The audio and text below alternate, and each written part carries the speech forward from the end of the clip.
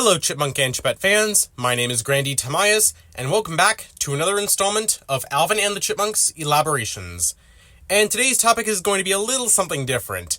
I've made it no secret over the past year that I love DreamWorks. And while they've never had anything to do with Alvin and the Chipmunks yet, I thought it'd be fun to speculate if they did. So, what if DreamWorks made an Alvin and the Chipmunks film? Before I begin, I do want to say that this topic did originally start out as something different, and it was sort of going to be a remake of one of my older videos, except going into which animation studio would make a Chipmunks film. And this itself was inspired by a comment that I got, and one of my users on my Discord server who suggested that the next logical course for Alvin and the Chipmunks would be a new animated film in much the same way as the new Garfield movie. I haven't seen that one, but I get the comparison.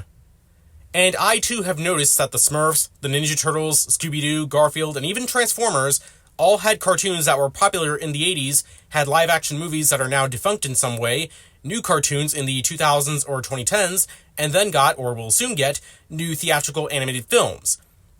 Alvin and the Chipmunks has had all those things too, except that last one, with the last animated film being 1987's The Chipmunk Adventure, not counting the Universal Monster crossovers, which were direct-to-video. Oh, and I guess you could lump the Spider-Man franchise here too, with all the animated shows, live-action movies, and now the Spider-Verse films. I do think that, on paper, a new animated Alvin and the Chipmunks film, in the same manner as the Garfield movie or Transformers 1, would be the best course of action. In fact, with the Chipmunks having been synonymous with animation for so long, it's really surprising that this hasn't happened again yet. Because I don't see Bagdasarian attempting another TV series again so soon, given the failed reboot that was the 2015 series. Though I'm not sure if they'd be able to accomplish another big-budget film reboot with the franchise still fully under their control. Whether those sale rumors are still or ever were true, we don't know without corroborating evidence, but hypothetically, if that weren't an issue, why do I think DreamWorks? Well, Blue Sky is dead, Disney Animation and Pixar stick to original stuff or stuff that they already created and should never get their hands on these characters, let's be honest. If it were Warner Brothers, they'd cancel it for a tax write-off.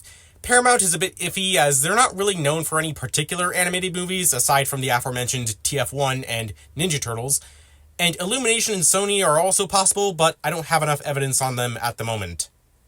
Maybe I do have some bias towards DreamWorks. After all, I have been saying that last year's Ruby Gillman Teenage Kraken is the kind of film that Alvin and the Chipmunks fans would enjoy.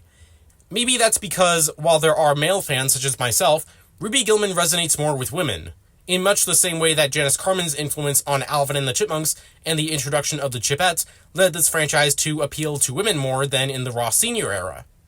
This might deserve its own video, but with so many women in the Alvin and the Chipmunks fanbase today, I think Bagdasarian and DreamWorks know how to connect with that audience. But seriously, if you haven't seen Ruby Gillman, do yourself a favor.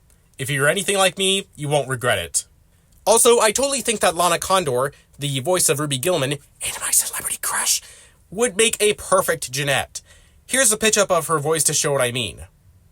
Mom, there's a whole world down there that I have never seen. Jellyfish, plankton, coral reefs.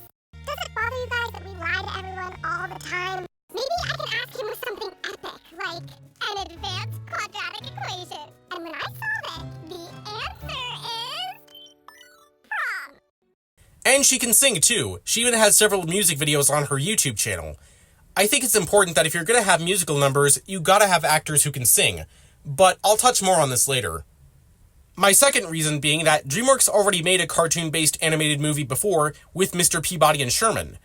The original cartoon of that franchise did exist during the same era as the Chipmunks' first cartoon, The Alvin Show. And I think this is also a good segue into addressing whether DreamWorks would make the film tonally and visually faithful to the original cartoon in much the same way as Mr. Peabody and Sherman, Blue Sky's Peanuts, or the new Garfield movie. Personally, I'm not quite sold on that idea. No offense to the Alvin Show fans, but I don't want the Alvin Show the movie, with its wackier character designs and over-the-top comedy. Heck, I wouldn't even want that if it were based on the 80s cartoon. Personally, I want something with its own distinct visual identity. And I hope that we get a design that keeps the lateral stripe, but doesn't look too humanoid in the way that the 2015 series did. It's not that I hated those designs, I just know that they wouldn't, and didn't, sell this show to a wide audience. These were the Ugly Sonic before Ugly Sonic.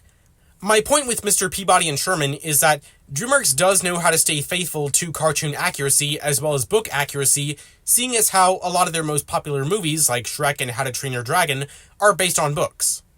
Side note, if you remember that After Man, a Zoology of the Future video that I made a couple years ago, I mentioned that DreamWorks at one time did have the rights to it. So they probably would have made an animated film about it had they not slept on that idea. Which is a real shame because I think that it could have been amazing for that time and a great concept that I could see kids like myself having gotten into. DreamWorks does take some liberties with their adaptations, but I do think that they are for the better. I just hope that Bagdasarian would allow that with the Chipmunks, considering how overprotective they are. In other words, they should let someone else cook. The third reason, and the one with the most direct comparisons that I can make to Alvin and the Chipmunks, would be the Trolls franchise, which I've been having an obsession with recently. I had seen the first film a number of years ago, but I couldn't get into it then for some reason, but I gave the franchise another chance after I watched Trolls Band Together while I was on my flight to Lima. If you want to check out that adventure of mine, you can watch my vlog about it after you're done with this elaboration. But like the Chipmunks, the Trolls do a mix of popular songs from the 70s, 80s, and 90s, newer songs from around the time of the film's release, and an original song or two. And those movies do have some things that I wish Alvin and the Chipmunks did more often. For instance, the adventure aspect, which is really present in all three films. And the world building with the different troll societies, especially in the second film. Also, am I the only one who thinks that Viva is the troll version of what Alvin and the Chipmunks fans think Charlene the Chipette is? Come on, it's right there. But going back to what I was saying earlier about singing, Trolls excels at this, with most of the cast being actual singers or actors renowned for having good singing voices, like Justin Timberlake and Anna Kendrick. And like I said earlier, I think it's important that if you're going to make a movie about singing chipmunks, you should get actors who can sing. Aside from Ross Bagdasarian Sr., who did the original talking and singing voices for Alvin, Simon, and Theodore, the cartoons and films have traditionally used separate actors for the talking voices, usually Ross Bagdasarian Jr. and Janice Carmen, and the singing voices being performed by other people. Ross Jr. and Janice just can't carry a note. I think that this is a real shame, and despite how much I enjoyed the voice actors of the Fox films, the idea has really been growing on me that it was a missed opportunity to have actual singers voice these characters who are largely defined by singing. Aside from Trolls, DreamWorks does occasionally have musical numbers done by the characters, with perhaps the best example being the fairy godmother singing Holding Out for a Hero in Shrek 2. So I think they understand this well and could apply this to Alvin and the Chipmunks. There's also a DreamWorks story tradition that I think would benefit Alvin and the Chipmunks if they were to go beyond one film. Every major DreamWorks franchise in either the second or third film introduces at least one long-absent family member of one of the characters. In Shrek 2, it was Fiona's parents. In Madagascar 2, it was Alex's parents. In How to Train Your Dragon 2, it was Hiccup's mom. In Kung Fu Panda 3, it was Poe's biological father, who was teased at the end of the second film. And in Trolls 3, it's Branch's brothers, as well as Poppy's sister. Oh, and Ruby Gillman 2 or 3 probably would have introduced Agatha's father / Ruby's grandfather, probably named Grandpapa. I've been saying for a long time now that Alvin and the Chipmunks should explore questions about the characters' heritage, if for no better reason than to show that there are more talking chipmunks in their world. But Alvin and the Chipmunks does have a character who would fit this DreamWorks tradition. She hasn't appeared in a very long time, and would serve as a really nice deep-cut reference if they were to bring her back. Vinny, Alvin, Simon, and Theodore's biological mother from the 80s series. Perhaps DreamWorks could even adapt the story of Vinny's debut episode, A Chipmunk Reunion. And I think that they could really expand on Vinny's character in a way that the 80s series never did. Oh, and another side note, the Garfield movie, which again I haven't seen, did something similar with Garfield's father. Perhaps Vinny and Dave could even have a dynamic similar to Ping and Lee in the Kung Fu Panda films. Which there was kind of something like that in Vinny's only other episode appearance in the series, Vinny's Visit.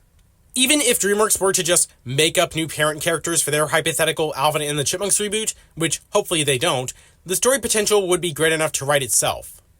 Actually, I just realized that they could introduce Dave's parents, but personally I would prefer one or both parents of the Chipmunks. A new DreamWorks movie would also have the added benefit of making it more likely that we'll get a new Alvin and the Chipmunks TV show. As I said in a previous Ruby Gillman video, DreamWorks likes to release a new show on streaming after the release of each of their movies, usually either on Netflix or Peacock. This has been going on since the mid-2010s, And while less common with the new films of the 2020s, DreamWorks is still pumping out a lot of streaming exclusive content like the much-hated new Megamind show. For Alvin and the Chipmunks, it's always been about the cartoons first and the movies second. We never got a TV show that was meant to tie into the live-action movies during that era, and with the 80s, it was the other way around. I think it'd be really interesting to have the movies be the main event, and the TV show to fill in the gaps with additional world building, similar to how a lot of the DreamWorks cartoons have operated. The newest reboot of the Teenage Mutant Ninja Turtles is taking a similar approach to this too. Not to mention, with DreamWorks having been founded by a disgruntled Disney employee, it's also been a long-standing tradition for them to take jabs at that company. I mean, the original Shrek was literally made as an insult to Disney and their classic fairy tale movies. So perhaps DreamWorks could use Alvin and the Chipmunks to take a jab at Disney's own cartoon chipmunk characters, Chip and Dale, who they are often compared to. Like, maybe there could be some idiotic background characters or even antagonists for the Chipmunks that are legally distinct versions of Chip and Dale, much like how Chelsea in Ruby Gillman Teenage Kraken was a legally distinct Ariel. And now I kinda hope that Shrek 5 has the gang fight an Ice Queen. That'd be so on brand. By the way, what is my beef with Disney? Well, besides making Frozen, a movie that had no business making $1 billion, I thought the answer was obvious. They bought out Marvel, Lucasfilm, and the whole of 20th Century Fox in their quest to have a monopoly on all the world's media. Not to mention how they have ruined some of these long-standing properties, and they were the ones who killed the aforementioned Blue Sky.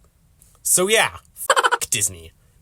Oh yeah, and I can't go without mentioning that in the video game for the 2007 live-action movie, the Chipmunks did cover Smash Mouth's All-Star, which was made famous by DreamWorks for its use in Shrek. Now, all I can imagine is Alvin saying, "What are you doing in my tree?" And like I've said in the past, DreamWorks has a good taste in music, so I think that they could pick out some really good songs for the Chipmunks to cover. And I do have a video about Chipmunk cover songs already in the pipeline, so keep an eye out for that in the relatively near future. The only big problem I can see that would prevent this is that DreamWorks is currently owned by Universal, who Bagdasarian Productions had a troubled history with in the 90s and early 2000s. Long story short, Bagdasarian sued Universal for not promoting Alvin and the Chipmunks across the different facets of their media. Okay, but that lawsuit was almost 25 years ago.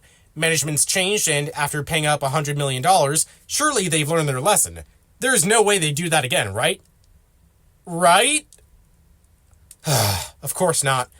Case in point, their poor handling of Ruby Gillman's marketing, leading to that movie's subsequent failure at the box office.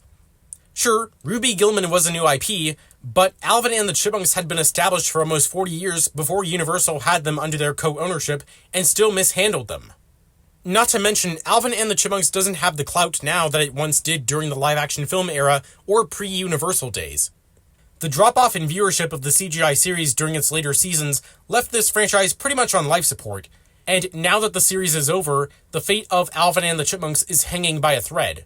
So, despite DreamWorks hypothetically doing the heavy lifting and the quality of the film itself being on them, I'm not instilled with much confidence that Universal releasing it can bring this franchise back, unless they were willing to promote it on the same level as the new Garfield movie or the Super Mario Bros. Movie. Just, hopefully they wouldn't cast Alvin with Chris "I totally let Thanos get away and kill half the universe" Pratt. Aside from that, I think DreamWorks could totally make an Alvin and the Chipmunks film on the same level or even above a lot of the IP-based animated films that I've mentioned throughout this video.